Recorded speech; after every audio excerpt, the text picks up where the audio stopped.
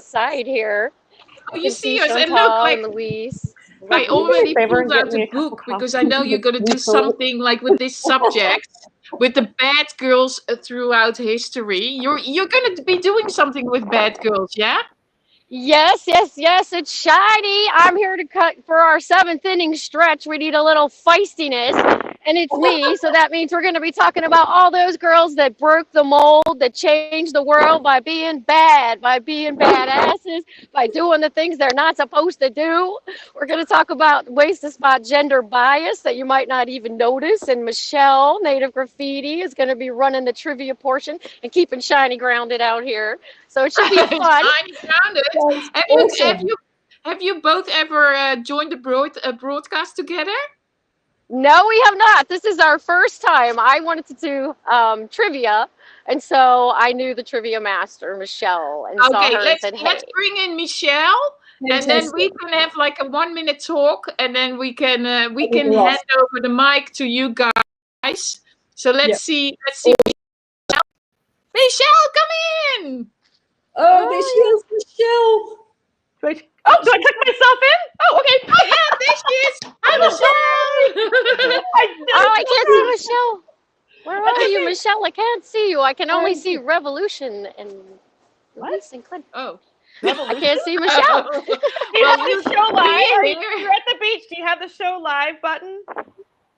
The show live? It says live, and it has a picture of Chantal, a picture of Louise, a picture of Revolution, and then it says show live. Let's try Try that again. and see if that Okay, works. let me Oh, try again. See if No, it you're shows up. fine. You're fine. You're fine. Just stay how Don't worry you about it. are. Yeah. Then Okay.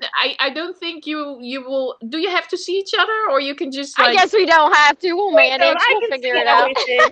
Yeah, you were fine. We're fine. And this is so great. I love Chantal. Exactly. I love Louise Puppy. And I love my shiny hippie. Oh my gosh. Exactly, and I'm so excited that you ladies are gonna take over this broadcast, and that you ladies are gonna do some badass girl stuff. Yay, Chantal said it. Woo! Can I participate? Okay. Can I participate? Like, can I cheat in my book? How do I just fill it out? Do I type? What do I do? This is gonna be totally interactive. If you know anything about the two of us, we're both chatty. We both love to engage our audience, and we both love to throw stuff out at you and just love on the comments. So there we go. Okay. I'm gonna be in the comments. So Louise, thank you so much. Thank you, Chantal. This together. We got further. We're gonna do this again. So, ladies, it is up to you. Bye, Louise. Bye, everybody. Okay. Bye. Thank you, ladies. Thank you, Louise. Thank you, Chantal. Yeah.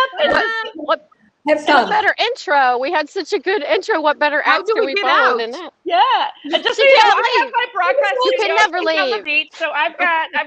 If I got the director control, I can bring stuff up. But we're gonna switch this around. We're gonna make you number one, lady, because you are the major person. I'm just your sidekick. I am like the Robin to your Batman or whatever. But you're also the stable influence with a laptop and things like that, because I'm literally hanging on the edge of the cliff. Let me show everybody where we are today. We are on the edge of Sunset Cliffs in San Diego, California today. So I brought you guys literally to the ends of the earth. It's not going to where I want to go.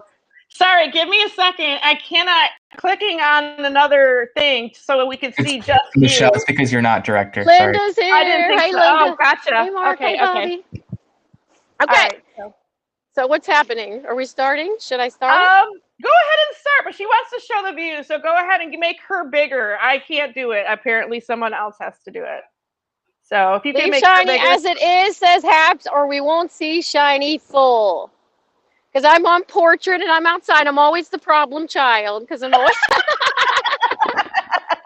It never matters why. We always know this. Anyway, every Shiny Hippie broadcast, we start by creating a positive space, and International Women's Day is no different. It's time for us to create a positive space here for this conversation that we're going to have about these badass women and this gender bias. So wherever you are, sit up tall on the edge of your couch, on the edge of your bed, at your desk, or standing in your kitchen, wherever you are, everybody take a big breath in of this Southern California air. Ready? We're going to breathe in big. I'm breathing with you. Exhale. I know, Michelle, you know you have to breathe. Okay. We got it. Okay, so we're finding our vibes.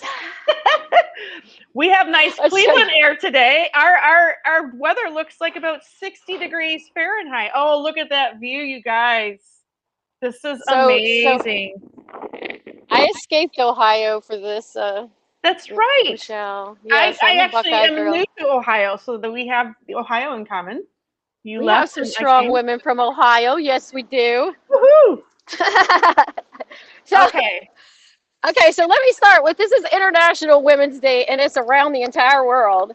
It's everywhere. It's been around for a long time. It's getting more in vogue now because of all the Me Too and things like that. We're finally ready to put some women in the spotlight. This year's theme is called Choose to Challenge for the International Women's Day, and they want you to literally put your hand up and take a picture in social media and say that you are going to challenge these biases, challenge the status quo, do what you can to make women have a better life and be more equal on this planet. They want us to pledge that this year. That's why they're saying choose to challenge. So that's what we're going to do. We're going to try to challenge all of those things today because I've got some little things to help us spot gender bias that we might not even realize that we have. But first, we got a couple stats that you might not know. Sorry, I don't mean to be bigger than Shiny. It's just I'm on landscape and she's on portrait, so I guess that's how. Oh, Michelle! I'm like larger than freaking life, but I feel really like. It's okay. I'm louder. I'm loud enough to make up for it. So you have a bunch of, like, we've talked in the chats and things, and Shiny here, she says she's got all this stuff on International Women's Stats, and I'm really excited about that. So the theme is today. What is the theme?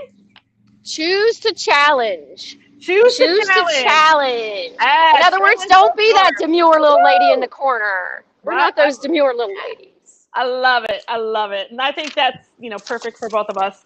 Because neither one of us are what we would consider the norm, right? No, we definitely speak our piece, definitely speak our minds. But that's what we want all the women to be. We want every woman to be being their shiniest self, being 100% of who they want to be, no matter what other people think. So that's what we're working on. Globally, women make up just 23% of all the governments, all the parliaments, all the governments worldwide. On average, we earn 25 to 40% less than men, even if we're doing the exact same work.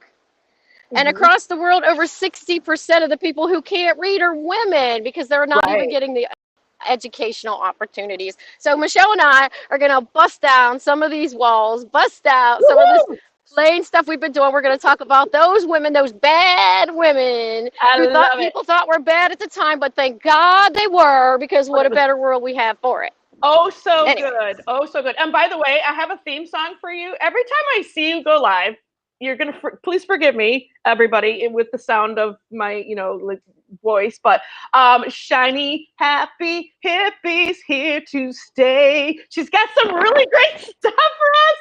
And we're talking badass women, but when we say bad, we mean it in a good way. Like, somebody had to do something first, right? We have women that have given their lives. We have women that have done stuff they were told they weren't supposed to do. And some of us, if we're told not to do something, we go ahead and do it, maybe. But maybe because then when they did, they broke open the barrier so that we could walk through and actually find it an acceptable career and life for us. So awesome. Take it away, Shiny, over here. And not just one that's given to us.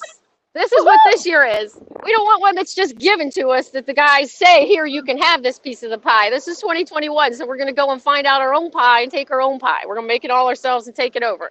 But the original bad girl, we all know the original bad girl. Can't see what Michelle's doing over there at all. If I click, I see Chantal. I see all these people. You don't see me. That's weird. I know. I see these other people who I don't even think are on there, so I'm not sure. But it's always an adventure on trying to read my little hap screen, so we just kind of keep going. But Eve. Yes. Right from the get-go, right from the story of creation of man, creation of the world was all about how Eve ruined everything, right? And all of our lives and our periods and everything is supposed to be because we just told him to eat that damn apple, right? So we know I guess it depends on who tells her story. You know what I'm saying? Is it his story Exactly. or is it her story? There we go. Right, Eve. But imagine if she hadn't eaten that apple. Imagine if she just stayed there in the corner. Like, imagine if nothing what we even have right now. So we need these ladies. We might annoy you when we do these things, but we need these ladies. Nobody put Pushed shine away. in the corner. So what do you got for trivia questions for us out there? Wow. Well, we're going to throw this back and forth. I am prepared. Now, what I really liked is that a lot of what she's focused on is imagery. And I want to make a mention before I get into that trivia. This was like something a brainstorm I thought of. One thing I want to do is I want to give a thanks and a shout out to Haps for not being the norm of broadcasting live. If you go into the app store, you guys know what I'm talking about. You see the different apps, and I swear you either have to be a teenage pop star, or you have to be a girl with your bobs out. You have to be something that has to do with interacting with a girl and her face and her image, and she's got to be pretty and hopefully sexy. And that's what they're selling on the app stores. Seriously, the majority of it out there is aimed at the image of young, cute, sexualized, objectified women. And we don't have that. We don't have that. We don't have that as a representation of Haps. It's not what they're all about. And I really, really just wanted to give a shout out that they are contributing to that challenge of the norm, that this is not everybody's kind of way of doing live media and broadcasting. So shout out for that. But as I do that, I'm going to get into some of the stuff that I brought up beyond imagery, but, just challenging those norms and doing stuff that, they were not really allowed to do. Some of my questions are just aimed at stuff that you already know. So don't feel like you can't, but go ahead in the comments and answer if you shout it out. Because we'll get to the answers at the end. Okay, so the first one is, she was Britain's first female prime minister and dubbed the Iron Lady. You guys all know that, especially if you watch The Crown. Okay. That's Who knows The Crown? Who knows? Who knows out there? I don't know if you're going to talk about her or not, but I think she was on somebody's list. Maybe it was Ray of Sunshine was talking about her in one of his broadcasts.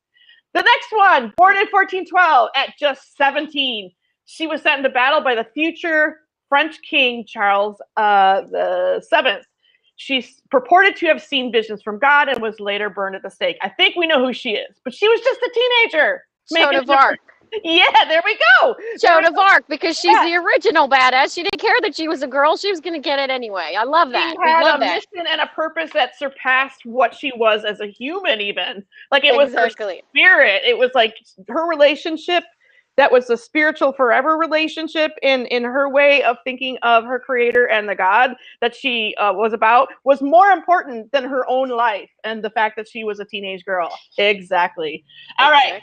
When most women, and of course the first one, you guys know who that was, right? Margaret Thatcher. Yeah, stand down, Margaret. Oh, sorry. Oh, she's very controversial. Margaret was the first one at the table, right? She's the first one at the table, for sure. And that goes in with what you were talking about, like women in charge of governments. Who's another one? The one from India.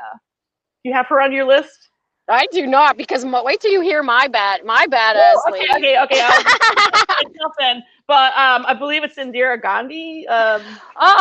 Yeah, I'm terrible at remembering names, but I can remember everything about them. But she was also a badass prime minister as well. And shout out to the Cherokee Nation. Wilma Mankiller was one of the first in the federal recognition era, post-colonial tribal leaders that were female. They are a matrilineal society, and she was a long-standing tribal governmental person of influence, not just for her own tribe, which is one of, I think it's the largest set of 3 tribes of the Cherokee Nation. It's the largest tribe in the United States. And she has long-standing national influence on Native rights, Native women's rights, educational rights, the American Indian Child Welfare Act, all of that. So shout out to Wilma Mankiller for also being one of those people. But anyway, I digress. No, that's good. That's good. But don't forget Cleopatra.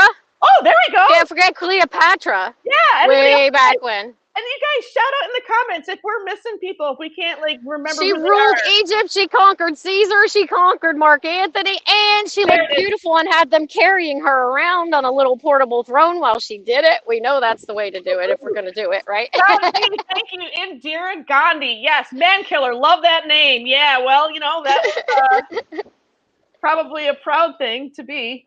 You know. I kind of get it almost like says feminist right there.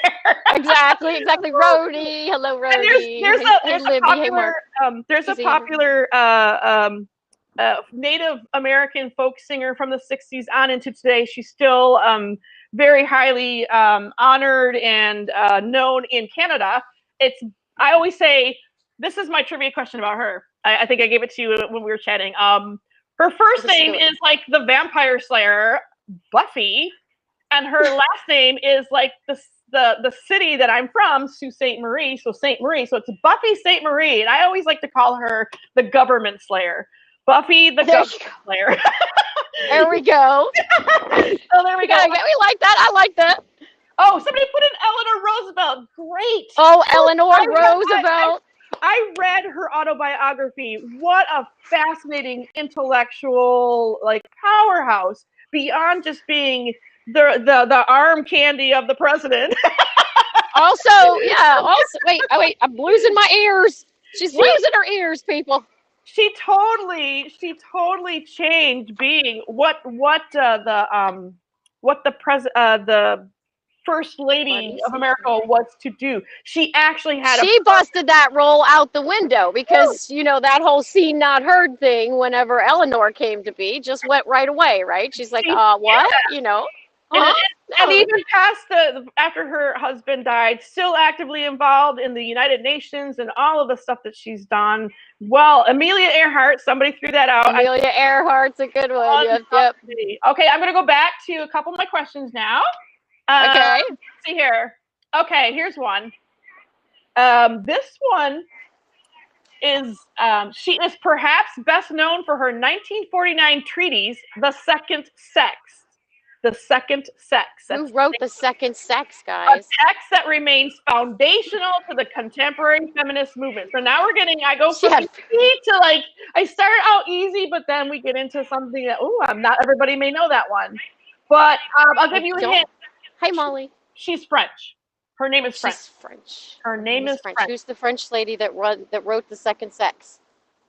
And we should know this. Yeah, we are pointing out Eleanor Roosevelt like the ladies a little bit in there too. Don't feel bad. I actually had to look up the name myself, so it's not. I don't have that because I'm going after like people like, you know.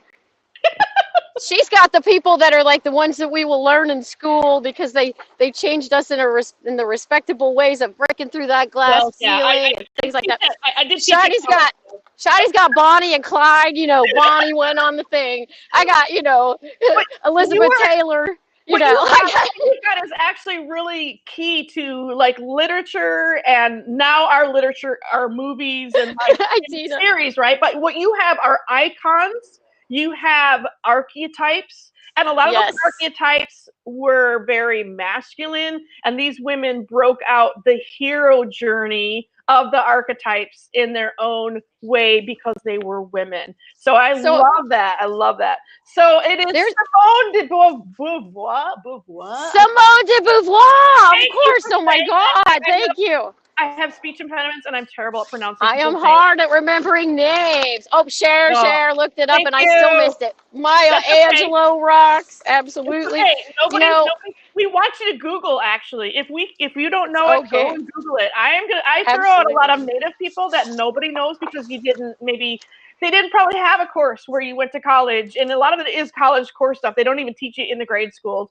But like if I said Winola LaDuke, you'd have to Google her. But once you do, you can follow her on Twitter. You can find out who she is. And she's an amazing, amazing leader of the Ojibwe Anishinaabe people in terms of like a role model for women in politics, in economics, in education, and in sustainable economy. She has probably one of the oldest what you call environmentally sustainable businesses, and it's right on the White Earth Reservation in Minnesota. And if you know anything about reservation economy, it's pretty lacking in economic support and jobs, and she found a way to make it happen there through her education. She went back, and she's just a badass. So Winona LaDuke is on there. So I digress again. I'm going to go back to my questions. Okay, I'm going to my shiny ones now. Go to your shiny My ones. shiny girls. My shiny girls like Dita Von Teese, who gave us burlesque as an art form. Elizabeth Taylor, who treated men like tissues, and we didn't care. We loved her anyway. Betty Page, showing us bondage gear and bangs forever and a day. Nancy Friday, for writing My Secret Garden back in the 70s to let us know that women care about sex too. That's a Angelina Jolie. Mae West. What about Mae West? Now, Mae West is awesome. Go for it. You have Mae West in there somewhere? No, I don't have her, but I just love her. I know we chatted about her. Tell us everything you know about Mae West. She is a documentary of her on Prime Video if you've got it, but she's really fascinating. The fascinating thing to me about Mae West is I only knew her throughout my life as this, witty comeback girl with the boobs. I didn't know about her, but she really pushed it as a playwright, and she started writing a play called Sex. I think the name of it really was Sex. Yeah. And they went after her, all guns blazing, for corrupting the Ruth, for corrupting the youth, trying to throw her in jail, all this craziness. And she was standing up for women, fighting for our free speech the entire time. She wasn't just Mae West that seemed like she was busty and flirting, like happens a lot when we're in there. So we want to fill out these stereotypes and show you why. We remember their looks, but we forget that there's battle scars on these women. There you go. There's sacrifices that have been had. And one thing that is really interesting about Mae West is you would think that would be the end all and be all of her career. But let's just say that her career actually got started when she was, I believe, how old was she? I mean, we're talking like she's all about feminine sexuality and doing it in playing the role. But she was quite up in her years and still did that. She was breaking out the idea that a woman over the age of 50 could be sexy.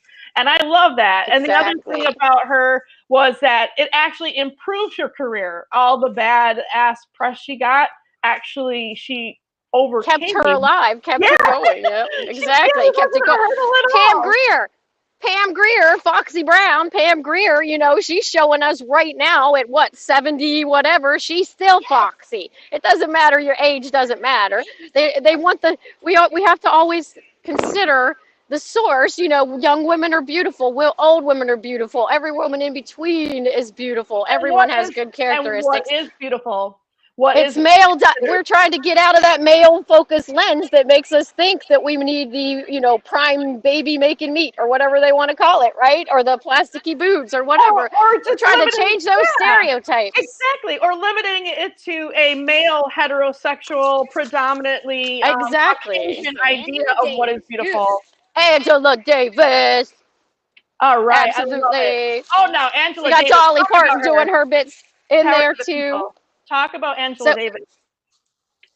Talk about her. I don't have all the things to talk about her. Wait, I'm trying to get something here. So there's something I want to get into before we talk about movie people, because one of the things that I want to do with our time here, Michelle, is besides educating them on these strong women that they might not think of as strong, because you might have not even thought about them at all or didn't know anything about them.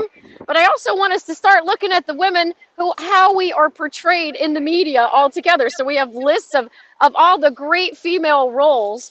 But I have this little chart here that I want to start to look at. I'm not going to show you the chart. I'm going to tell you. Before I get into that, I'm going to just have you take a pause and a breath, because what I'm going to do is you can't see the comments and I can. So okay, go read the comments. I see Happy Women's Day from Libby. Yeah. So yep, they say I'm not doing any Taylor and Mae West. Mae Witch. Whoa, did I say that? It says hi from Twitch, and I put Mae Witch. That was not. That's Mark. Hey, Mark, watching over at Twitch. He's checking it out. Okay. Yeah, 420 Prince. Hey, welcome. I don't know if you can hear me. I hope you can. If you're still here, Betty Davis. Betty Davis eyes. Yeah, that was a badass woman. Strong. That's the role. Gigi Sanders says hello from Washington. Gloria Steinem. We cannot forget Gloria Steinem. Oh my And of gosh. course, the same person who said that, John B, is mentioning Angela Davis as well. Dolly Parton. Now that is a real badass woman who did it very gracefully, but very And strongly. still, Yeah. Black Panther, bra burner, and badass says JB yes. about Angela Davis. Yep, JB knows his badass women. He knows his badass women. That's one of the comments.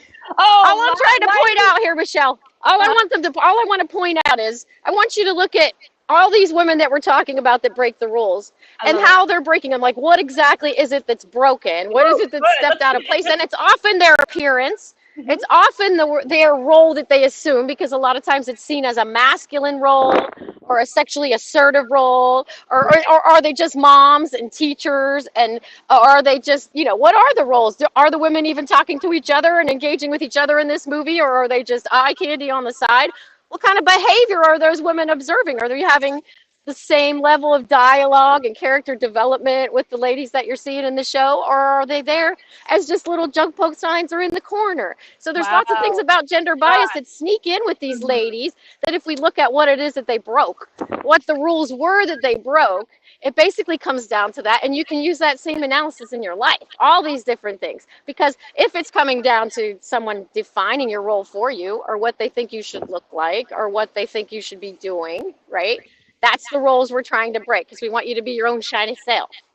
So I'm thinking we need to look at that all the time when we're watching TV, when we're watching movies, when we're doing things with our daughters, when we see these things, pointing out, okay, well, that's wonderful that they have the female lead detective, but why is she wearing stiletto heels and lipstick and giant hair? Does that suit the role, or does that suit the gender stereotype? Things like that is what we're trying to find out. And these ladies that we're talking about took the rules and the roles and the way they were supposed to look and behave and said no and did their own stuff and become their own crazy people. There you go. And, I'm a chef, right? Okay, like that kind of stuff just doesn't fly. Like you see, even on Food Network, you got the coiffed hair, you got the nails, you got lots of jewelry wearing. And I think it's because they're on network TV. I get it, but like those things aren't even allowed in the kitchen. Your hair is up, you're sweating, whatever makeup you have on comes off anyway. It's not a very glamorous profession. It's a very hardworking, profession. And your hair is the last thing that people want in their food. So, this image of this idea that a female chef has to rock a great hairdo and has to have like great nails is kind of ridiculous to me. And so I kind of like go, whenever I see that. But I get it. They're doing a show. It's on TV, but in reality, it just doesn't work. And I'm gonna. But the way we have to look at that. Great comments. We get some really great comments here. I hate to cut you off here. Okay, go ahead. Keep going. Go for ahead. We have women code breakers. Yes. Says. Oh yes, code breakers. Very good. And the women that came to the plants when the men were off at war. Right? Angela Davis is a professor now at UCLA. There you go. Nice. We have to create and write better roles for ourselves. Yes. Exactly. That's a really great comment. Where's another comment? In life here? And in movies. Woohoo! Because it's not just. Go ahead. I'm sorry. So what we're trying to say is, okay, but you're talking about the cooking lady, right? And the cooking lady's all fancy on the show, but her hair would get everywhere. Right, do we still in 2021, do we still want to perpetuate the gender bias by making the ladies feel like they need to go out and present themselves in this way in order to appease the male viewers? Or do we let them be what they want to be? That's all we're trying to do. We're trying to get you to recognize that maybe she doesn't even really want to wear that makeup. How many girls out there have been in a situation or grown up in a situation where you don't even want to do what they're telling you?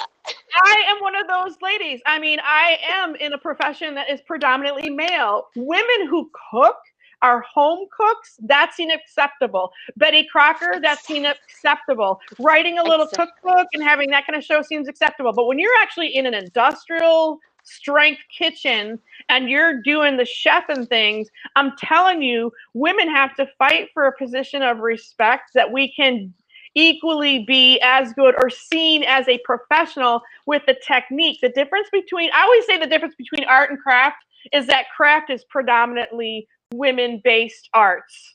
That's the difference. And that's why it's seen as less than. And I feel I feel that home cook, where they have to distinguish between a professional chef and a home cook, the only difference is technique. Now, if you have a mom that has a great recipe and she's known for it, she's experimented and done the same technique over and over again until she's perfected it, just like any other chef that's out there. But it's really tough to break through that idea that I'm just as good. I'm not just some cook. I'm a chef. Right.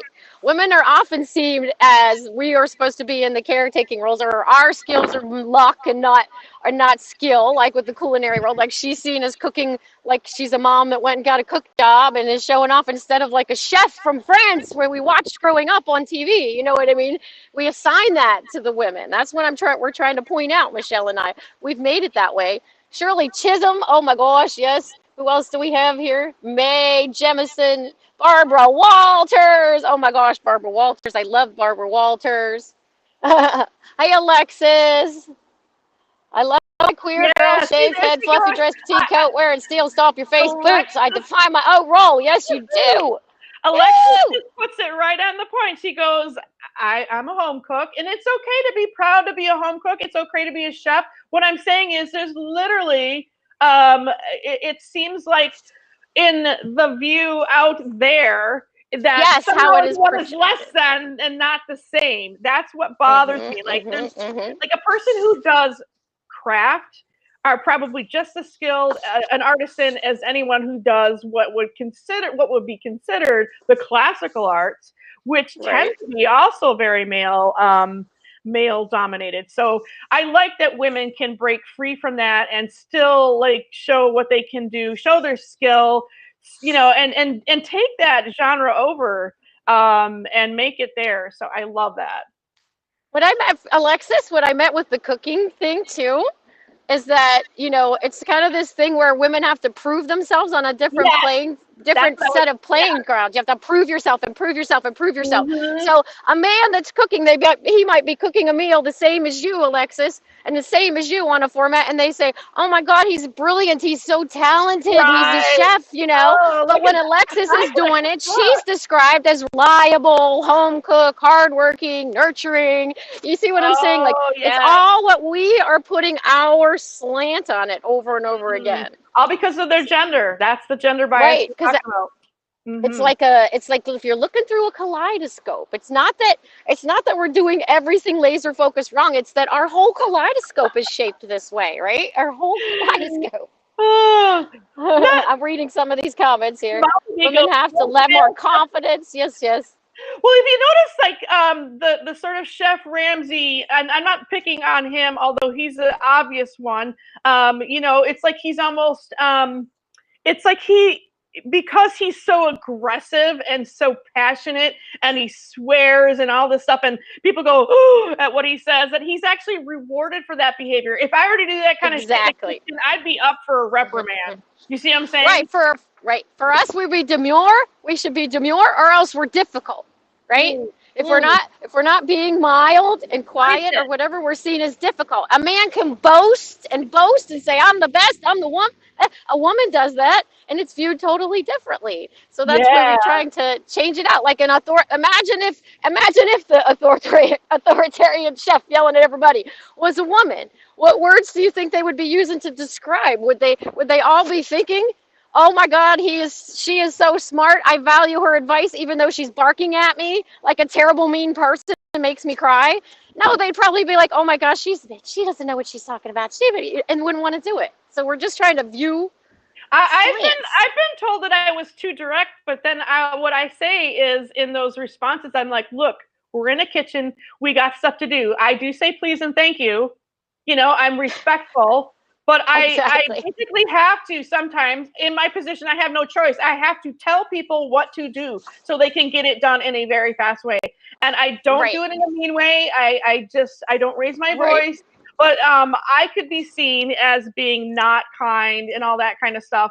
And a man next to me could be like, "Hey, get this fucking dish out of here," and nobody says anything, you know. And nobody says, "Oh my God, he's so horrible! How get that man out of the kitchen? Oh no!" Yeah, and all Doesn't I work did that was way.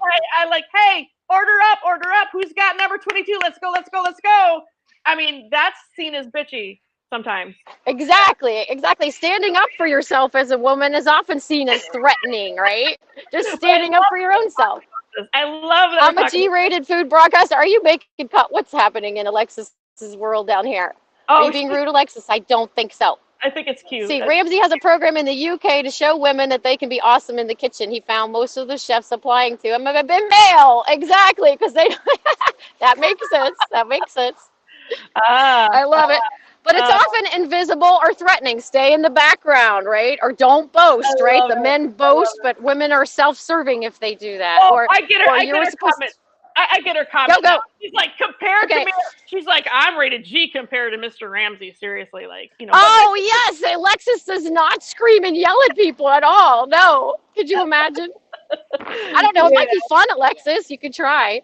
Can we just do a special broadcast where we see what happens if you behave like Gordon Ramsay? We have a great comment here by Eleanor Marie. Bitch, nag, nasty, controlling. The list could go on for what they say about us. And, you know, it's like, whatever happened to being assertive?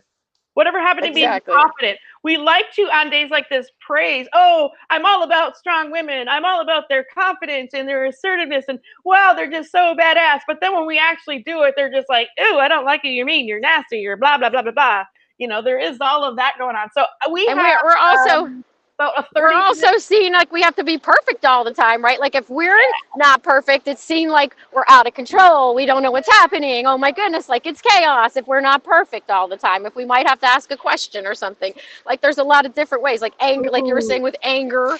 Mm-hmm. Anger will raise a man's status. It lowers us is because we don't have control. We're too emotional or whatever, you know. I know we got about like 20 minutes or so, but I do want to make a mention here. Chris and Martin Carhunger, they are Chris and Martin, the Carhunger team, male and female, married couple. She's making some really great comments, and I guess she's going to broadcast it on tonight. Female ladies and directors, art directors and directors, female producers, they have the harder time. She's talking about in her industry, really, we're touching a button on, you could like put this to any career, even motherhood, which I believe is a career. Motherhood, if it's like a single dad versus a single mom, how single moms are called out, especially if they are of a not white race and seen as less than. But if it's a male single dad, it's like, oh, he's trying so hard, he's doing his best. I mean, there's such exactly. So great guys, great comment. But back to you, hippie. Okay. So let's go through some of these movies when we're talking about the different roles. These are the movies of the women that we like, and we love these movies, and the men love these women, and the women love these women, and we love these movies. So I want you to look at when we're talking about these ladies, how they don't fit the standard mold, how they broke that mold. What was it about this role that didn't fulfill the stereotype, right? How did we do it? So what if we think about Ellen Ripley in Alien, in the whole Alien series? Ooh, but if she was just the statistician in the corner that had to be quiet, right? What would... Nobody puts her in the corner either. They'd all be dead. Everyone would be dead. Exactly. We need Ellen Ripley. And what about Jamie Lee Curtis in the Halloween movies? Hello. And Jamie Lee, well, she did a lot of screaming, but yes. They both changed the genres of both horror and science fiction. And her, I mean, with Alien, it's science fiction horror, period. It's like everything.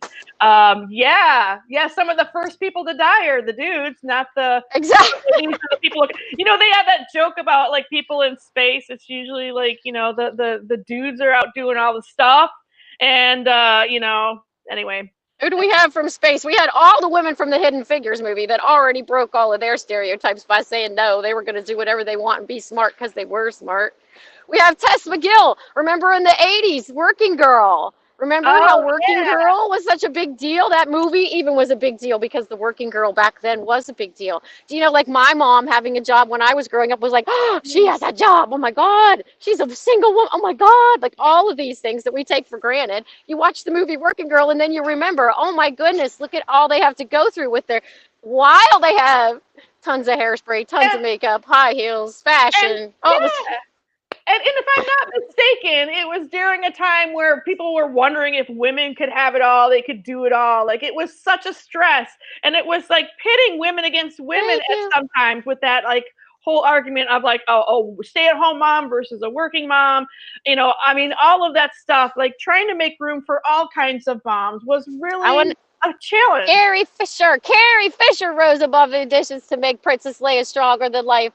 Took years for her to incorporate the strength of the character into her own life. Yes, unfortunately, it got Good cut short. point. So we Good had Princess Leia, but Princess Leia, figuratively and literally in the script, had Rey, right? So now we have all the new Star Wars with Rey as the superhero, a Nice. girl, kicking butt, taking names, right? I We love have that. Wonder Woman.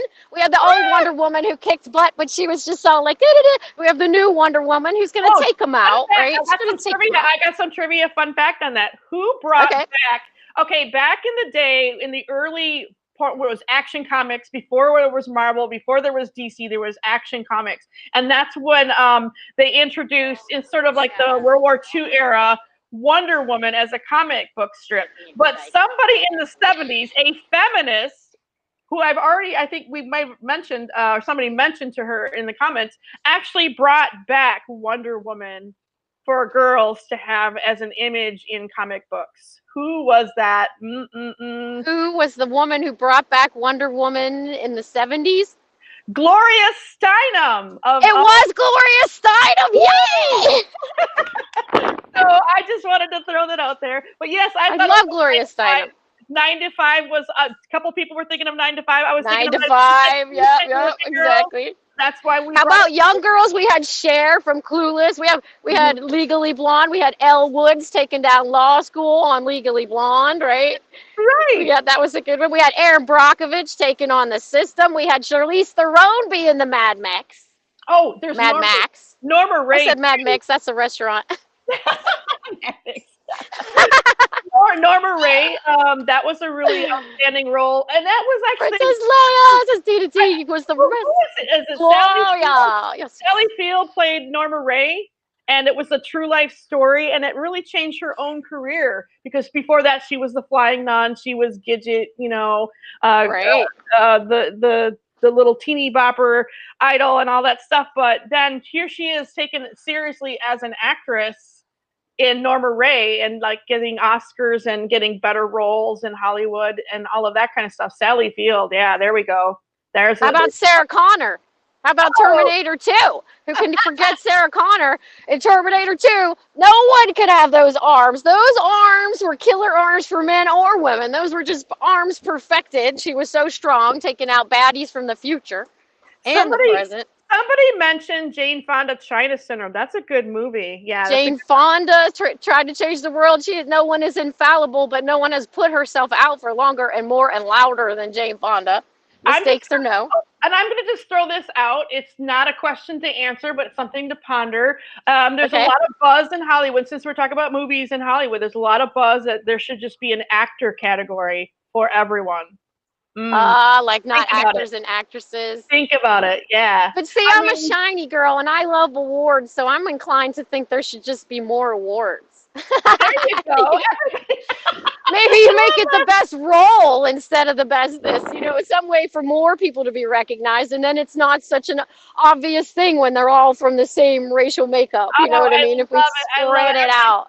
Everybody is shouting out their favorite people. Silkwood, Meryl Streep, RGB. Oh my God, Ruth Bader Ginsburg. We cannot forget Ruth Bader Ginsburg.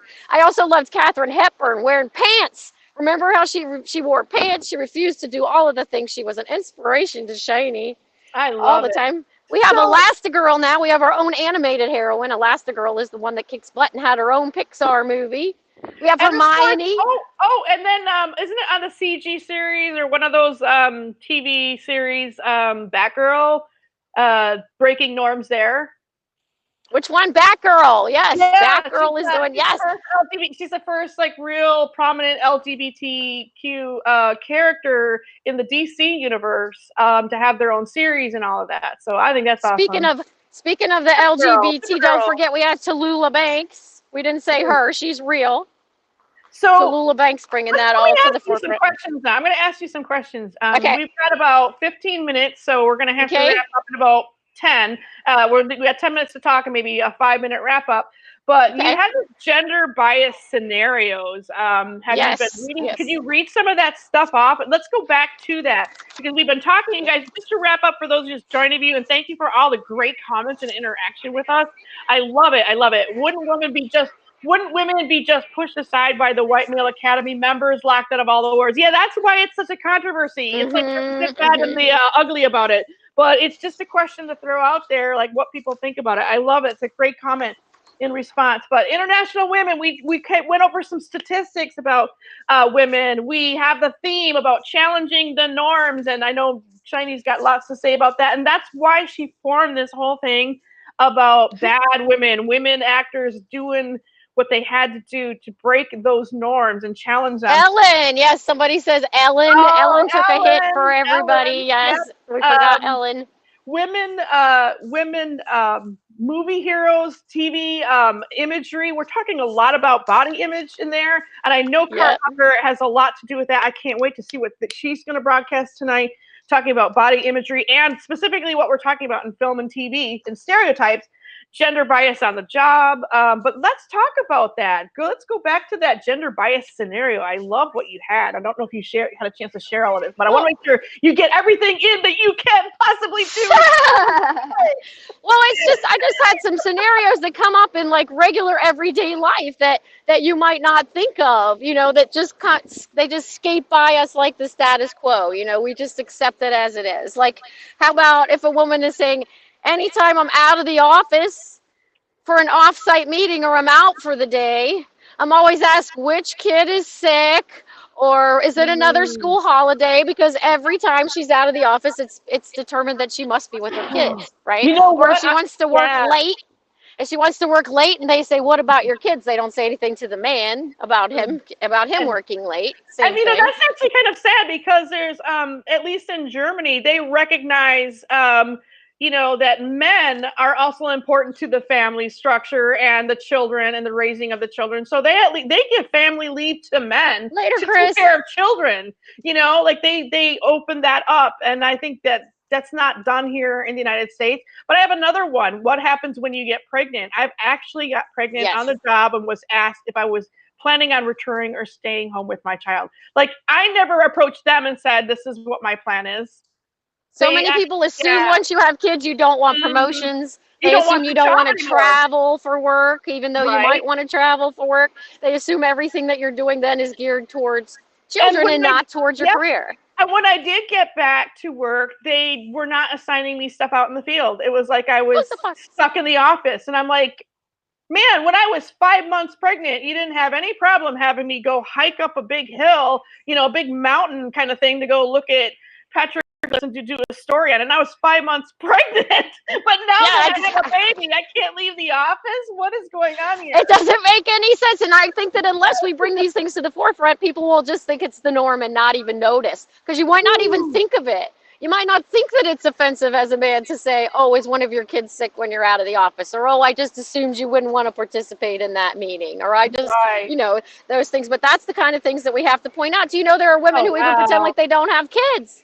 And speaking of, somebody's mentioning that they got pregnant in 16 high school and they expelled her. Now, did they expel the boy that got her pregnant? Right, that's always the way, right? And I always think that. Don't get me started on that. No, we're being nice. All right, I don't want to get started on the whole idea of prophylactics and birth control, but that's a huge issue. Somebody else can up. But it just reminds me that it always seems to be on the woman not to get pregnant, but it's never on the man to not get a girl pregnant. Exactly. Just saying. And men take a lot of heat at work too if they are trying to participate in parenting. and want to stay home with their kid or go do the things for their kids. You know, they do take a lot of heat in the reverse on that, I will acknowledge, Exactly. because That's what they I'm get teased like, oh, you're doing your woman's work, you're babysitting today, even though it's their own kids.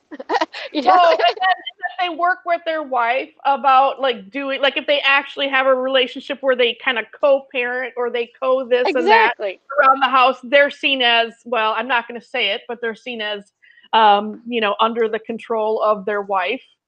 Exactly. They make a bad assumption about the wife. That's the point. Exactly. It's not an assumption about the men. It's an assumption about the wives always. So it is 4:19. I'm going to try and put myself on mute. I want you to go ahead and give a summary or whatever. Okay, thank you. All right. Go for it. And thank you, everybody in the comments. I see Rosa Parks. I see always on the women. About the birth control.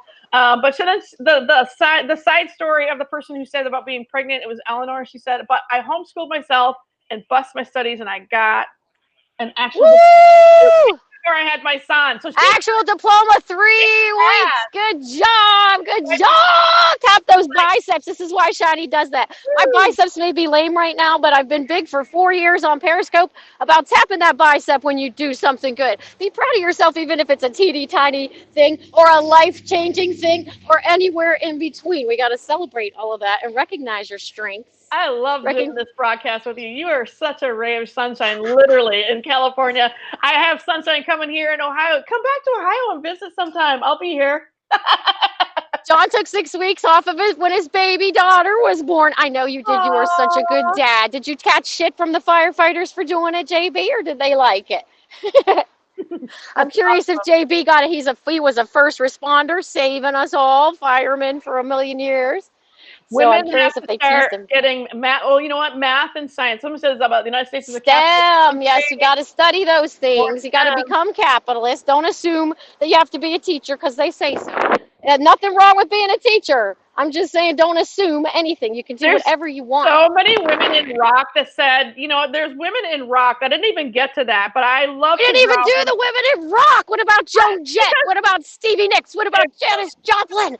Right up my alley. Well, because I'm actually going to focus on that a lot more in my own broadcast this month. I'm going to draw some portraits of people like Susie Sue from Susie and the Banshees.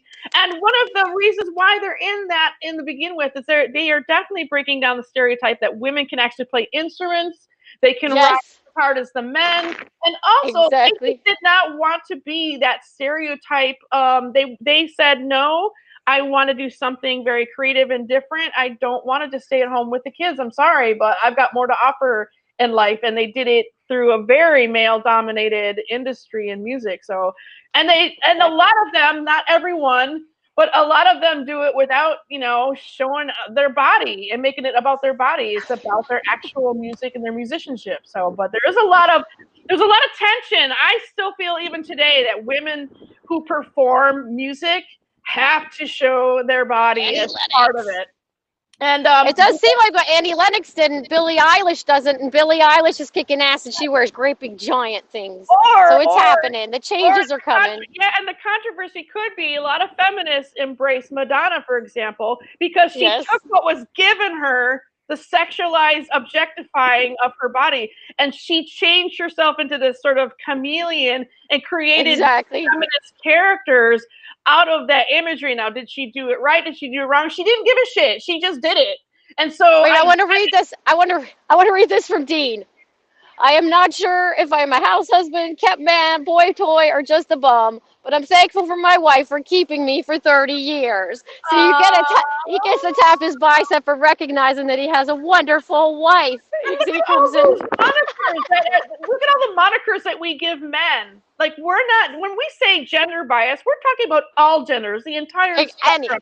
Not, but specifically, it's Women's Day today. But there is such a spectrum of gender. We don't even have the language right now to speak respectfully to one another about gender, even to this day. But the number one thing is, whatever gender you are, whatever you identify as, let's treat each other with respect and what people want to be called versus what we call them. Exactly. It really doesn't hurt you. This is what I never get. It doesn't hurt you. If you can learn to say John, Terry, Annie, whatever. If you can learn to say he, she for this, you can learn to say the names of the how people want to be addressed. You can do this. It's okay. You just add it to their description in your head. You just make that part of their name, and then you go. Shouldn't be a big deal. Okay. But I want to talk a little bit. I want to tell people a little bit about Shiny too here, because one of the things I do on Shiny Hippie broadcasts is have these kind of conversations sometimes that we might not be that comfortable having, but we need to have. But we do it here on the beach. We do it on the rocks. We do it in a fun way so that everybody's having a good time. We also stretch and breathe and focus on taking care of ourselves. And as women, it is very hard to even put time to take care of yourself into the equation. We're so used to doing all the things for other people. So everybody has to find a time, find a space, find a place where you can focus on yourselves and the things that you want and who you want to be. And women especially, try to focus on who you want to be. Men too, but women have this innately. Try to focus on what you want to do and who you want to be without worrying about if it's a mom's thing to do, or a teacher thing to do, or a brother thing to do, or a husband thing to do, or a responsible thing to do, or all the woulds and shoulds and all the things that the world tries to put upon you. That's what we're trying to do by eliminating gender bias. Maybe Michelle and I could do something about racial bias sometime too, because we've had some great conversations There's so many similar things there. You know, we just need to talk about these things so that there's no stigma anymore. Once you start being like Shiny and you just put it all out there in your life, you might not do it as loudly as I do. I got one more thing to say. It's 4:25. We got 5 minutes. I got one more thing to say, and then I'm going to be silent and let you wrap up for the next 5 minutes, however you want to do it. But the one thing I want to say in response to that, you've really hit a deep button inside of me, because to me, racial and gender bias kind of all goes together along with sexuality. We are more than just one part of our identity. And I talk about that a lot when I'm doing portraits and I'm doing life stories and I'm talking about my own life story. It all kind of makes sense because I'm a whole person. And here's something I want to challenge people to think of. How many things do you have to have in front of what you do? Am I a female artist? Am I a Native American female artist? Am I a Native American female bisexual artist? I mean, how many things do I have to have in front of the word artist? Why can't I just be an artist? Why can't I just be a chef?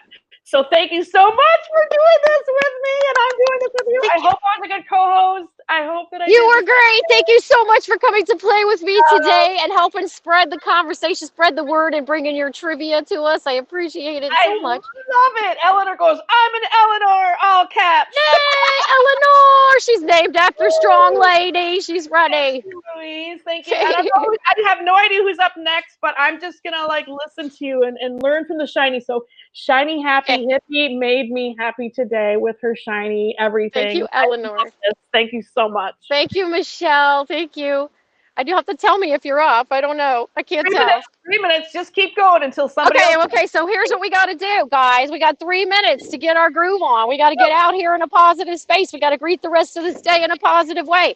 So we're going to take that deep breath again. I'm going to show you this view again. You're going to start clearing out all the garbage that the world has put upon you. When you take this breath and exhale, I want you to exhale the garbage the world has put upon you. Okay?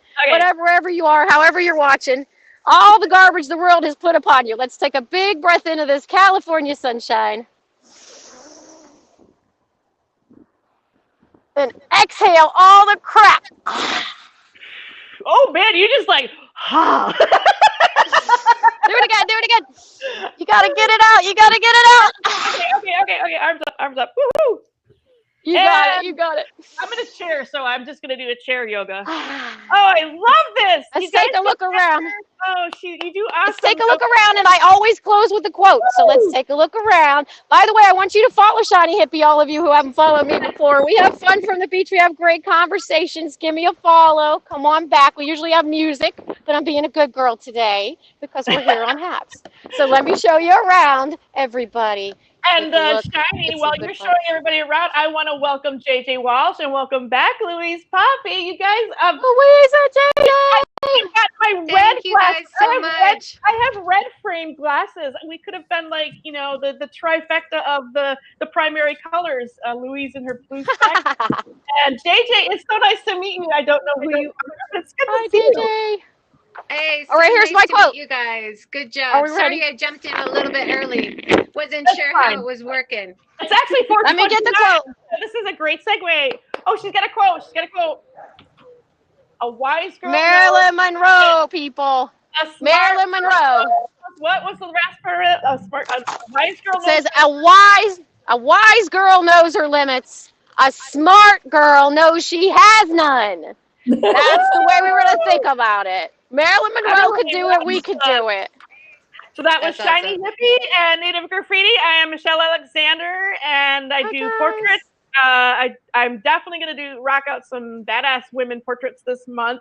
Sometimes when I can fit that in with all the other portraits I do. Thursday nights, I work with Carrie Long, another badass woman who showcases a talent, and I draw whoever is singing while they do music. I love this. Nice. It gets me fun on Saturdays.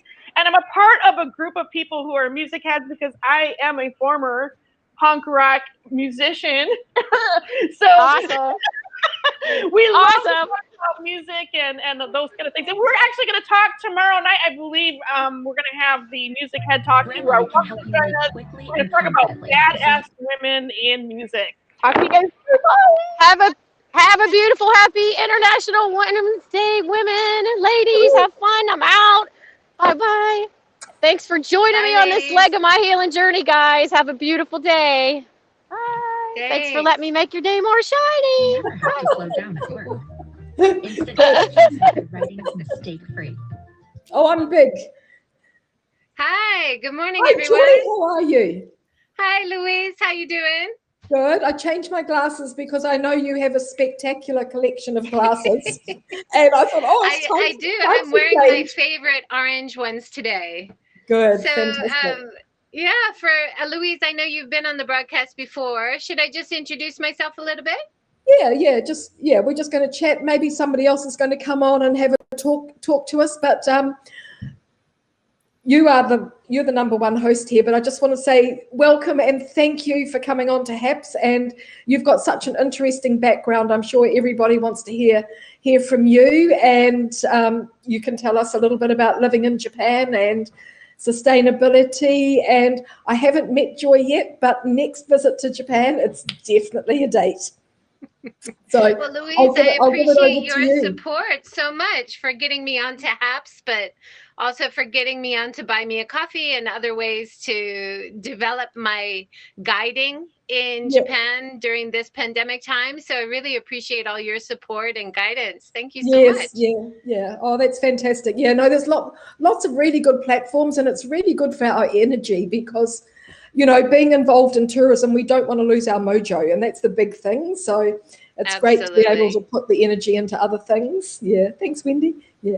Okay. So let's hear from Joy because she's so interesting. Just brief introduction of myself. I'm Joy Jarman Walsh. I go by JJ Walsh online because my name is very long. For those of you double-barreled women out there, I know you can identify with having long names. I'm happy to have my before marriage name and my after marriage name, but man, it's tough in another country like Japan where you have to write your name in a new language all the time. I do a daily talk show from Japan, which is multi-streamed, featuring people all over Japan who are doing interesting things in terms of sustainability. I was a travel guide trainer and consultant before coronavirus, and trying to transition online led me to this talk show series, and it's been a great learning experience and inspirational, and I've got so many wonderful ideas and inspiration for myself, and it's so wonderful to hear that other people who watch the series are also inspired, or it sparks new ideas wherever they are. I think Japan has so much to offer in terms of reverence for culture and tradition, and entrepreneurs who are going back to the old styles and keeping up the old traditions. And I think there's just so much to unpack here that hasn't really been focused on. So it's such a great opportunity to take the good out of coronavirus and try to create something positive. yeah, a lot of women. I was kind of disappointed. I just had my 200th episode, Louise, and I was kind of disappointed to realize I only had 106 women and 117 men. And speaking of International Women's Day, it brought up a lot of ideas, like why that was happening. Because my aim, of course, was to be 50-50 or even have more women than men.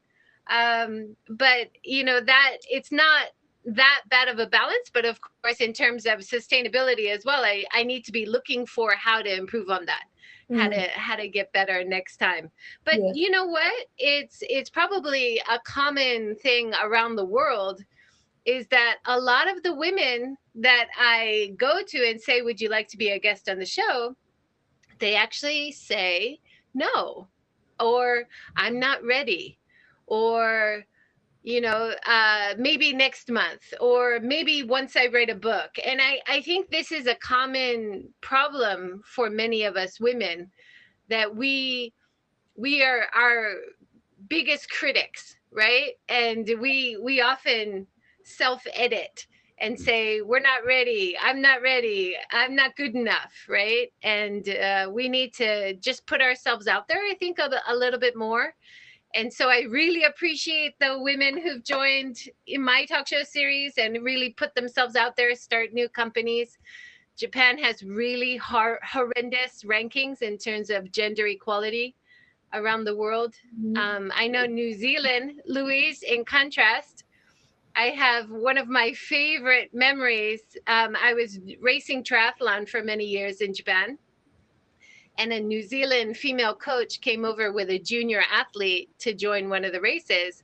And he won the race, and the male winner of the race got a free ticket to go to a race in New Zealand. And I was the female winner of that race, and I got a box of cakes. Whoa. And she helped. I mean, I was used to it because that's Japan. That's the usual Japan situation. Even as the winner, if you're a woman, your prize is way less than the male winner. And we see this in professional sports too, all over the world. But yeah, so she came over and she said, this is absolutely not okay. You know, get in touch. We'll sort out something. If you can come to New Zealand, we'll at least cover your tournament costs. And she gave me some T-shirts and some merch that she brought over. And it kind of opened my eyes, you know, to this isn't okay. And why am I accepting this, you know? So I've been a lot more outspoken since then. Yeah, and it's been the same with professional sports here.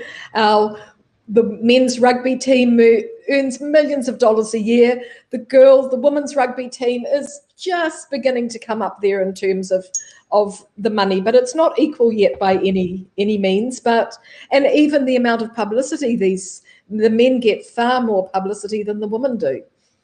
So, so Joy, where are most of your followers from? Are they in Japan or are they outside Japan? You know, it's interesting. When I first started, the biggest audience for the podcast version. So I do the video version and then I do the podcast version, audio version, which goes out. And the audio version biggest audience was in India, which is really interesting. But they just have a giant market for podcasting. Now it's my biggest audience on both platforms, on both video and audio, is in Japan. And then is America, and then is India, and then Australia, New Zealand. So it's the top 10 are English-speaking countries, but I'm so happy to see that the top country for listeners is in Japan, because that is the aim. Everything's in English, but the aim is to try to get people living and working in Japan to think about better options in terms of more sustainable options for their daily life. And as well as inspiration, because we're all feeling a bit depressed now, and people around the world can be inspired from Japan. But of course, people living and working in Japan are most invested in Japan. So it's great to see people listening in and commenting and really getting a lot from it. I just wanted to mention some women that really inspired me this year. And Louise, maybe you've done this already. But of course, for me, focused on sustainability, Greta Thunberg, and how she started the Fridays for the Future. And we actually had a lot of young people in Japan taking that up and doing Friday for the Future protests and holding signs, even soft protesting, just holding signs in front of their schools or on city street corners. Jane Fonda has been a real inspiration to me. She also does Fire Drill Fridays in America and tries to focus on the climate problems and get people inspired and get people thinking about what's going on. The women who started Black Lives Matter, Alicia Garza, Patrice Cullens, and Opal Tometi. And actually, we had Black Lives Matter protests in Japan. And Ayanna Wise, who I interviewed in the series, she was part of the team setting that up, that getting the protest organized, making speeches and everything. And that's so inspiring. I think, you know, a lot of people were like, why do you need to do Black Lives Matter in Japan? But it raised a lot of really positive, important discussion, not only about people of color or people who are non-Japanese, but also about gender issues, about non-binary issues, about people who don't fit in, even Japanese people who just don't fit in to that expected box that a lot of kids are pushed into, you know? Yeah. It gave people something to identify with, something that was different, but it was okay. Yeah, definitely. Yeah. I'm just going to move over because it looks like my battery's dying. I I had the same problem before too. The live streaming really takes it out of your battery, doesn't it? Yeah, it does. Yeah, you get to does. see some of my house here. It's very untidy. Oh, no, but I think... But you're living in Hiroshima? Yeah, I'm in Hiroshima. We renovated an old house. And yeah, it's funny because a lot of the speakers in the series, we also talk about renovating houses because it's a passion of mine to renovate this old house, and I love it. And it's becoming really popular for people to move out of the cities into the rural areas. And that's also, you know, a gender issue because a lot of the farmers in the rural areas, they're women and elderly and not able to do as much of the work as they used to do. So it's great to see people moving out and reinvigorating these rural areas and rural communities. Yeah, and a lot of like single mothers finding more balance when they move out to the rural area. Yeah, it's really, I don't know if you have that in New Zealand, but it's hard to find childcare that you can afford. And then if you move out to the rural area, you have the same childcare, but a lot less competition for it. Or schools, you know, same great quality schools, but a lot less kids. So your kids get a lot more personalized attention. So then, can I ask you, how old is the house that you've renovated? So it's a funny story because I used to do a walk around this area and I used to see this house and I was so interested in it because it has an old traditional farmhouse kind of look. It kind of looks like a Tudor style from the outside. And I was like, I love that house. And then I saw the signs go up saying it's for sale. And I said, I've got to at least look at it, you know. And we actually got a discount on it because it was you bought the land, but then you got a discount for having an old house on it, which is considered garbage, you know. So that was nice. 50 years old. 50. But they're, It's just interesting because one of my sons lives in an apartment and the other one bought a house.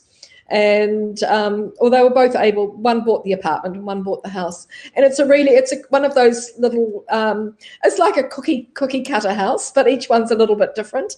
And he told me that they're only really made to last 25 years. And then you pull them down and you build another one. So there's nothing sustainable about this property. So, but I love is that in Japan or New Zealand? This is in Japan, in Hachioji. Oh, yeah.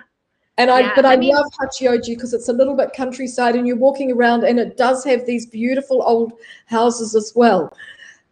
And I think what about insulation? Because they are these old ones are freezing cold in winter. Yeah. But there's easy insulation that you can do, which doesn't cost the world.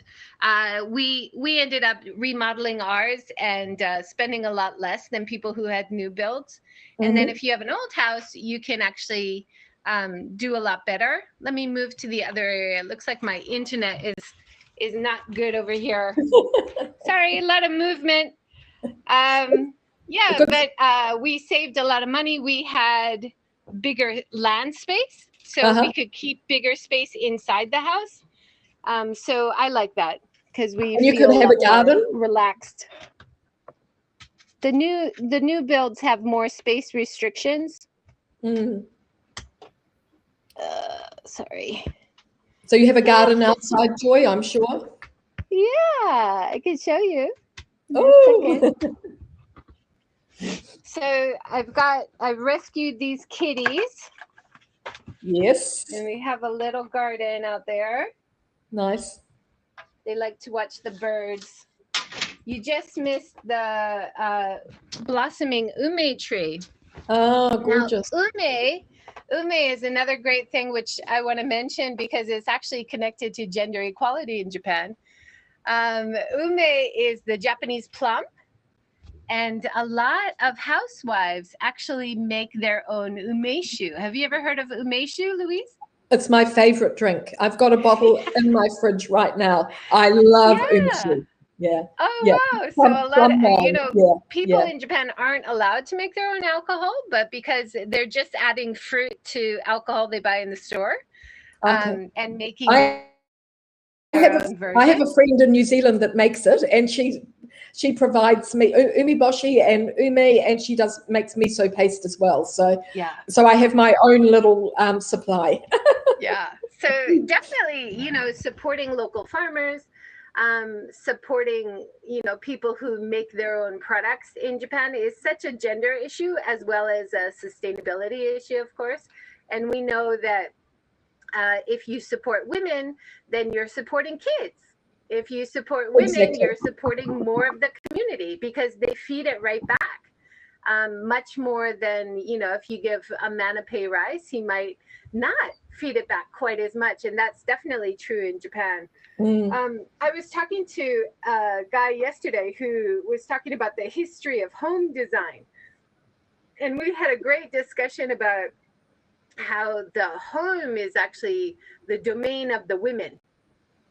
And, women are the bosses at home. So a lot of the Japanese homes that I visited, actually, you're not allowed as a guest or even as a husband to step into the kitchen. The kitchen is where the mom has all the power. And, they also control the house budget. Most women, so there is a lot of things kind of under the surface where there is so much power by women in Japan, but yet Japan, in terms of promoting women or having women as leadership in companies, is ranked so poorly around the world. And it's so depressing. I've been here for almost 30 years now. And it just seems like progress is, not as good as it could be. We had a recent scandal. Did you hear about the head of the Olympic Committee scandal? Yes. Yeah, but tell us what happened. So he was a prime minister of Japan before. His name is Mori. And he was the head of the Olympic Committee. And he made very blatant comment at a press conference saying that women in the group talk too much. And he was annoyed that women talk too much. And then a big outcry, a woman named Momoko Nojo started a protest group on change.org and now they have over 160,000 signatures to ask for him to step down, because this is not okay that he said this. And for me, having worked in like a university system and having to step away from that job, because I felt also really discriminated against, and Yes. I couldn't speak up for myself, and I tried to go through the right channels, and the people who had, you know, discriminated against me, they moved up, and I was just a complainer, you know, and I know people around the world can identify with that as well. And so when this happened, when Morty said this, I think a lot of us who have lived in Japan experiencing this for a long time, we had kind of a visceral reaction to it. It was like PTSD. And we were all like, no, this is not okay. You cannot say this so blatantly. And so I was so glad to see young women like Momoko Nojo step up and get the petitions and get him to feel pressure to step down. Awesome. And Yeah. then finally, they've got a woman in the position, and people saying, well, she's not qualified, all the usual conversations. But yeah, it's so much better. But then on top of that, there's other people in the government who doubled down on the problem. And there was another committee who had not been open to any women in government. And they said, well, women can come in, but they're not allowed to talk. They have to be silent if they come in, you know, and it's just, are you kidding me? You know, but it's just, it's nice in a way that it's all out in the open, but it's also, it's so depressing after so many years to see so little progress, you know? So I want to be positive. I want to talk about some of the women in the series from Japan.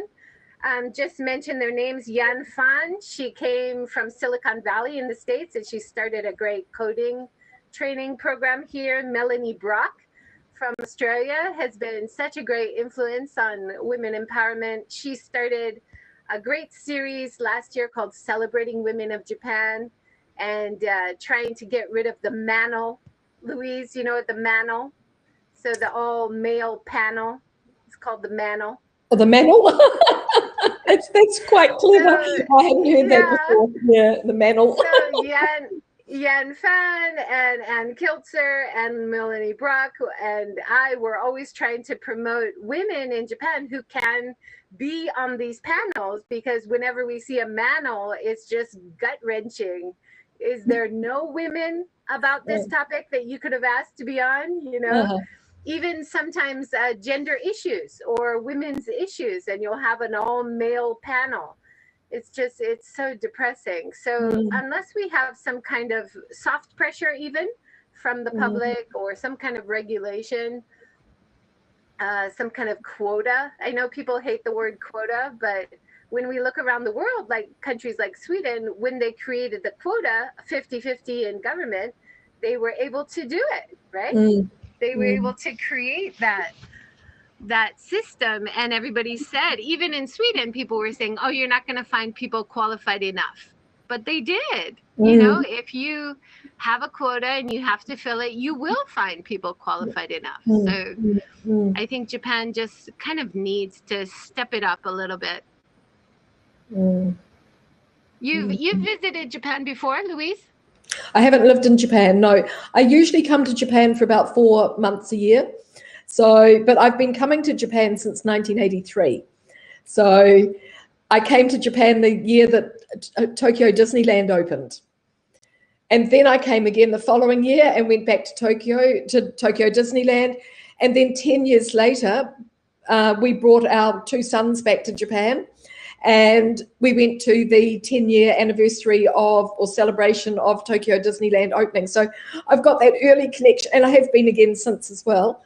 But nice. I'm sort of, my kids fell in love with Japan, of course, when they were children, and studied Japanese at university. And I've just had this ongoing relationship with both Japan and Korea, which I really, I treasure. It's nice. Amazing. Yeah. I want to, we've got a few more minutes, like 7 more minutes. Yeah. I'd love to, think about how we can improve gender equality. I think in Japan and maybe in New Zealand and maybe around the world, it starts with education, right? It starts with the policies that we have in schools. It starts with encouraging teachers to accept differences. I think in Japan, there's an expression, the nail that gets hammered down, like even, oh, hello from, sorry, St. Petersburg. Hello from Los Angeles. Yeah, Hello, hi. everyone. And everybody's commenting on our glasses, Louise. Yeah, we love Yeah. colored glasses. Yeah, we do. Yeah. So my daughter, even at school, we had to take her out of public school because she just didn't feel comfortable because of the rigid gender stereotypes about having to wear a skirt and having to be like this because you're a girl. And so much more diversity is accepted in boys, oh, boys will be boys, right? Those kinds of expressions. And that's particularly strong in Japan. So we moved her to a private school where the principal is very encouraging and actually lets her wear the boys' trousers and the boys' jeans uniform. And they've been really fantastic, very supportive. So I'm so grateful to have access to schools like that, and be able to afford that. I know that's privilege on my part.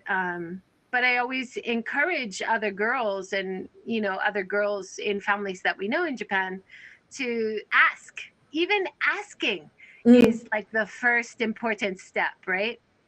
Not assuming that things will never change, but just asking if it's possible. It might be, adaptable, or it might be something that we could change even a little bit. So, Yes. yeah. Yeah. I think that's a great first step. Yeah.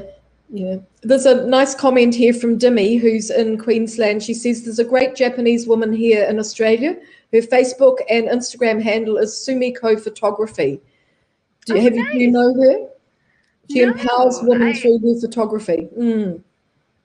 I have actually, in the talk show series, I've interviewed a few people in Melbourne, Australia, who are very connected in Japan. So Melissa Mills, who runs a sake company, and Simone Maynard, who is promoting a lot of the sake breweries in Japan and doing interviews with sake brewers around Japan. Also Tina, who runs Wheel Woman. She brings a group of female cyclists over to Japan every year to do cycle tours. So there's a lot of positive influence on Japan from outside Japan.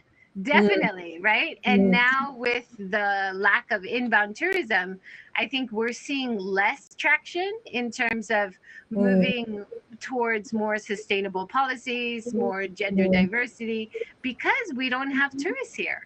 And people are not thinking about how to cater to people from the outside. Everybody assumes that everyone in Japan is the same. And everybody in Japan just wants it as it's always been. But when you have international tourists coming in, you actually have companies and businesses thinking about how to cater to diversity. And that is why I'm so passionate about tourism as a part of sustainability, because it can be such a positive influence, right? Yes. And we have this very strong bond in the Pacific. So we're all islands in the Pacific. Australia's the largest of them, but we are a very, very big, a very strong bond between us all, and a lot of scholarships have been set up from the early days, and a lot of trade between our countries. So like a lot of, I was surprised how strong the Japan connection is. Actually interviewed a woman who's Japanese but living in Melbourne. She's teaching Japanese cooking classes in Melbourne and using local ingredients to make Japanese recipes. And I thought that was so exciting, and then I know there's a big, in New York, there's a really big population of people who are Japanese and living there, not green card holders. They're just working there or living there, or just passionate about being outside Japan. So that definitely has a positive effect on what happens in Japan too. And that could be very positive in terms of promoting diversity and gender equality more. So when people train abroad and then they come back, they have a positive influence, or they could have if they're accepted, right? I had a great talk the other day with a man named Shu Matsu Post, who took his wife's name, and he went through all the normal challenges that a woman goes through when she changes her name in Japan. And he wrote a book about it. And that was really interesting. Yeah, he also took that's interesting. paternity leave, which rarely happens in Japan. So I think we need women, of course, to have soft pressure, but we also need men to step up and speak out and to talk about diversity and the need for everybody to be equal as well. Absolutely. I think we've got one more minute, Louise. I can't believe it's passed so quickly. Message for us. I'm so sorry. I've been doing all the talking. It's been fascinating, and I'm sure everybody's really enjoyed hearing a little bit about your life in Japan, because it's very interesting, and I thank you very much for sharing it with us. It's really, really fabulous, and I look forward to hearing more from you, hopefully here on HAPS, and the different platforms that you're also I'm having on. connection issues sometimes on HAPS, like I noticed today, even when I'm at home. But I'm getting pocket Wi-Fi and hopefully doing more walks around areas of Japan to introduce on HAPS. So inspired by you, Louise. Thank you so fabulous. Much. So thank you very much. I think we've got Joanne. I don't see her there yet, but Joanne's coming on. Joanne's an old friend of mine, and we met in Los Angeles, and I've actually been lucky enough to meet a lot of people, so it's been good. So we'll just hang fire until they bring them in. Yeah, Brett had a great comment. Sorry, I didn't see that till now, Brett. You said it also starts earlier at home, where gender roles and expectations are set by the parents. And I think that's so true in how parents treat boys and treat girls, even in their own family. Definitely worth considering how we could be better, even at home, right? I'm seeing Joanne now. Yeah. Fantastic. Are they ready? The next people? Joanne's here. Yeah, they'll take us off. Okay. And, Hi. Good morning. All right. I'm gonna leave and let you guys take over. Okay. So Happy thank you very much. International Women's Day. Awesome. Great to connect with you guys. I'll be following. Take care. Bye. Bye for now. Thank you. Well, kia ora. How are you? Joanne. How are you? I am good. Oh my God. How come I'm so huge and you're like normal size? No, we're big. No, we're good. We're equal size, but I'm sitting back. I don't want to be too close to the screen. Who's coming on with you? Well, Michelle Garrett is supposed to be joining me, and Web EV, who I think you know, is going to be joining me as well. Okay, fantastic. Yeah. Oh, that's good. Yeah.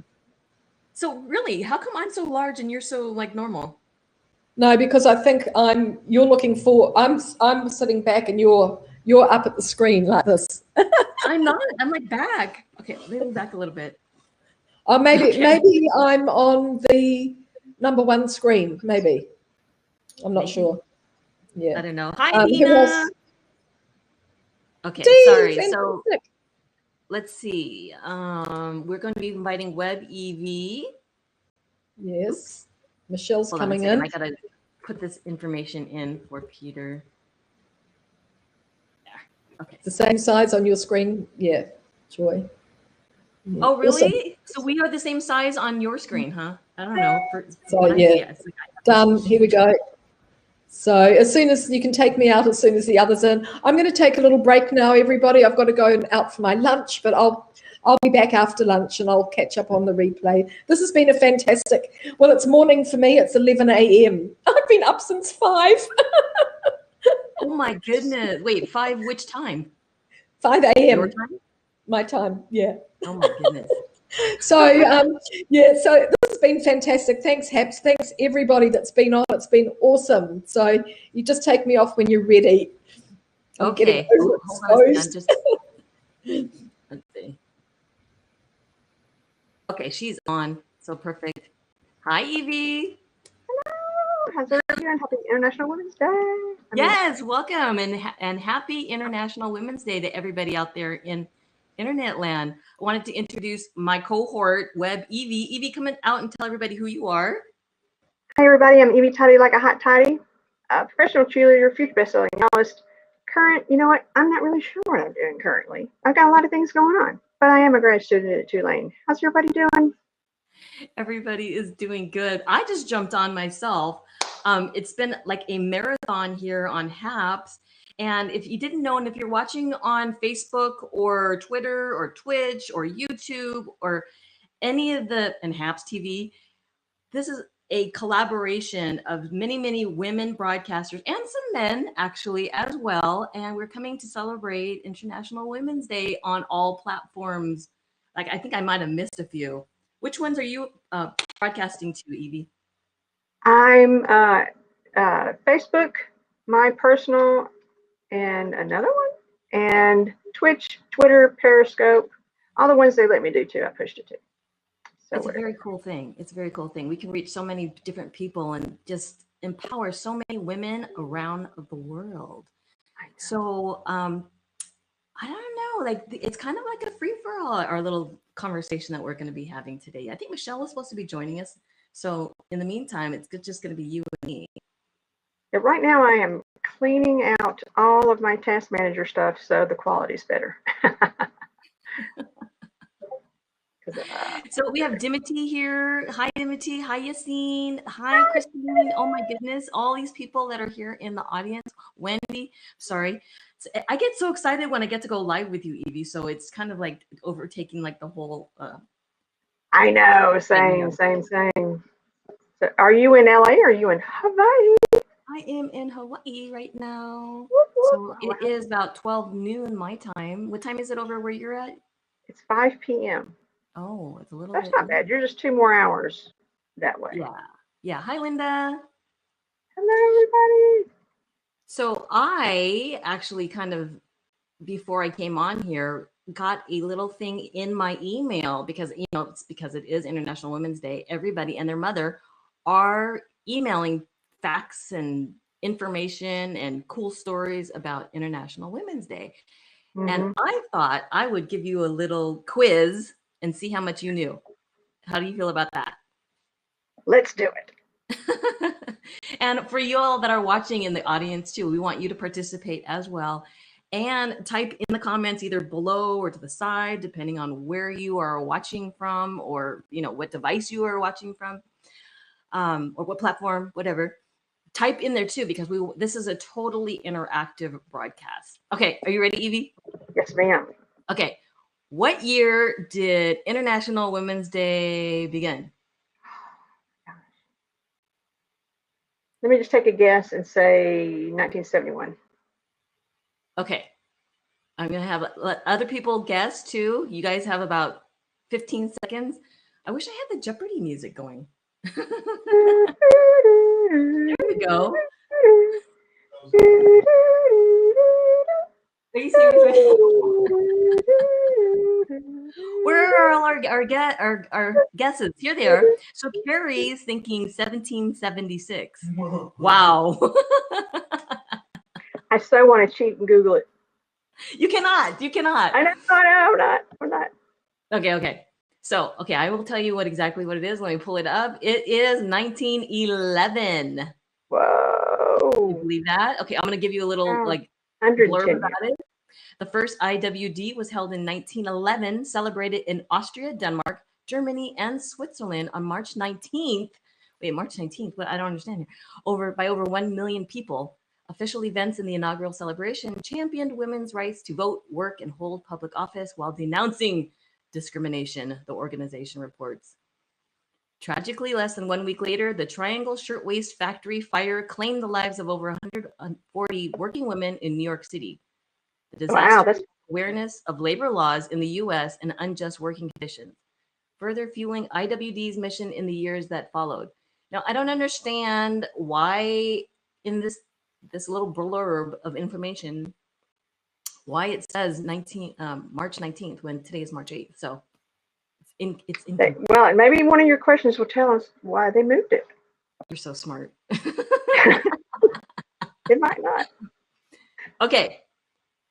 Let's see. Did you know that International Women's Day is not group or organization specific? Really? Because they've got a site and there's a theme every year. Do you know what this year's theme is? That is actually one of the questions. Okay, so okay, so let me tell you about this. International Women's Day is not group or organization specific. See, you guys, you didn't know that you were going to be learning, and you didn't know there was going to be a test either, did you? The International Crusade is not solely organized or operated by any one government, charity, corporation, NGO, academic institution, network, or media group. Instead, IWD marks an inclusive push for action and advocacy, whatever that looks like globally at a local level. So, Evie, you were telling me that there is an organization. There's what?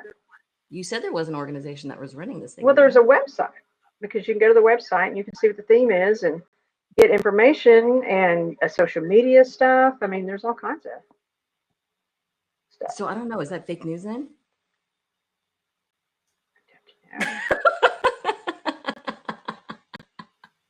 You guys, I'm going to Google and see if it's the .org. Okay, well, Evie's looking at that. I'm going to go to the next question. And do you know what the day's signature color is? Okay, don't say anything yet. Everybody that's watching, what do you think the signature color for International Women's Day is? I'm going to just take a chance and say pink. Wait, what color did you say? Pink. Since they forced that upon us. No. Oh my God, we have trolls in the audience. Wow, that's horrible. Can we click on them and report? It's okay, they can hang out. Mark it spam. Okay, so you think it was pink? They are. Got a guess on what is the color for International Women's Day? Okay, how about teal? Nope. Anybody else? We have people that only the trolls are commenting? I'm only seeing that one dude that I reported. And I mean, I see Dimity and Carrie, but I don't see anybody else. I think maybe they're just quiet, or maybe there's a little bit of a lag in the comments. Okay, so I'm going to tell you what it is. It's actually purple. I should have known that. I should have guessed that. Really? Yes. This purple's my thing. Another reason I like purple. Woo! Well, Christine it said purple, so there must be a lag. Yeah. So I gotta just slow it down a little bit. Look at, okay, so Wendy's like purple in all caps. She knew. Yeah, look at that. Okay. Number 4. Okay, that number 4 isn't really a thing. It just says it's celebrated in many ways. And number 5, which I know you know the answer to, okay, y'all that are watching, I'm going to do this really, really slow. The 2021 theme for International Women's Day this year is, okay, so while people are typing it in, Evie, do you know what previous themes were for the other years? Oh, gosh. I know a couple of years ago, we were talking about women who inspired us.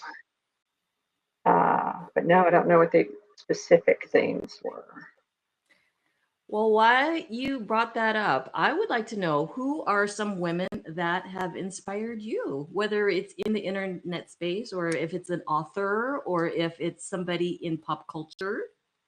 Well, you mean besides you? Aw.